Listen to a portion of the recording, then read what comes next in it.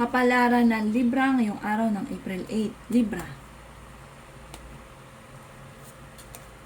Sinasabi po dito na ating tarot card Libra na maaaring sa mga long distance relationship, parang nawawala na kayo ng ugnayan sa isa't isa, parang nagiging busy ang bawat isa.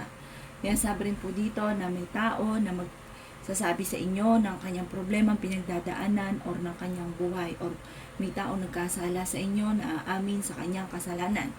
Kaya sabi rin po dito na maaaring maraming mga magagandang oportunidad na nakalampas. Sa ngayon, pinanghihinaan daw po kayo ng loob.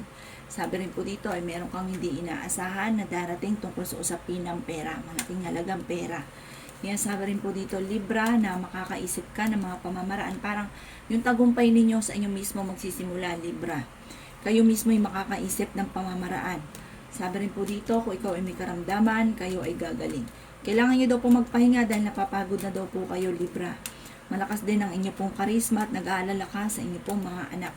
May isang lalaki na Libra na nagiging kalmado at romantiko, pero ito ay family-oriented. Siya po ay, sabi po dito, may Libra naman na sobrang parang nawawala na ng pag-asa, sobrang pagod, at parang nadidismaya sa mga kaganapan.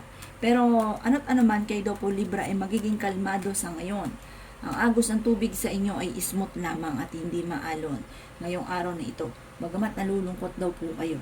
Ang lucky color ninyo ay orange at ang lucky number po ninyo ay nagsisimula sa 21, 15, 30, 30, 42, 28 at 34. Good luck po!